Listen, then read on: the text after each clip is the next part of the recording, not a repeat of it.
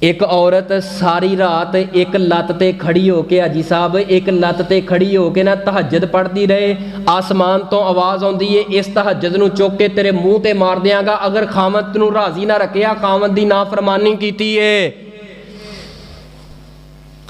کی فائدہ ہے اس اعتکاف دا، کی فائدہ ہے اس روزیاں دا، کی فائدہ ہے اس حج دا، کی فائدہ ہے انہاں صدقے تے خیراتاں دا۔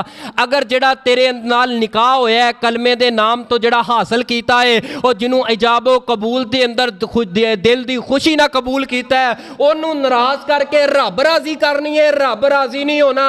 اللہ فرماندے نے، نبی پاک نے فرمایا ادوں اساں راضی ہوواں گے جدوں تیرے نال تیرا خامد راضی ہوئے گا۔ میرے نبی پاک کسے اپنے امتی دے گھر لڑائی جھگڑا ہوندیاں نہیں دیکھنا چاہندے۔ اس علم دا کی کرنا ہے، اس قرآن دی حافظہ دا کی کرنا ہے، اس عالمہ دا کی کرنا ہے، اس عقل مند عورت دا کی کرنا ہے جیڑی عورت خامد دے اگے چتر چتر زبان چلاندی ہے۔ اللہ ذوالجلال دی قسم اس معاشرے اندر وڑ کے ویکھو، داخل ہو کے دیکھو، جو کران دی حالات ہو چکے نے۔ عدالت دے اندر اتنے کیس قتل دے کوئی نہیں، اتنے کیس دوسرے گناہاں تے جرماں دے کوئی نہیں، سب نالوں زیادہ مقدمات نے صرف اور صرف طلاق تے کھلے دے نے۔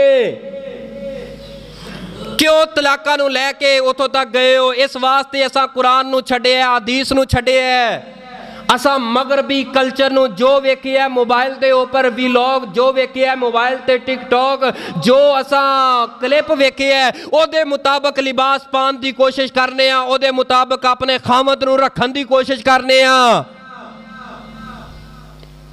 نبی پاک نے فرمایا ہے من سالم المسلمون من لسانہ و یدہ، آپ نے فرمایا صحیح مسلمان ہووے، پورا مسلمان ہووے، سچا مسلمان ہووے جدے ہاتھ تے زبان دے کولوں دوسرا مسلمان بھائی محفوظ ہوئے۔ میں سوال کرنا جدی زبان جدے ہاتھ دے کولوں او دا خامد محفوظ نہیں،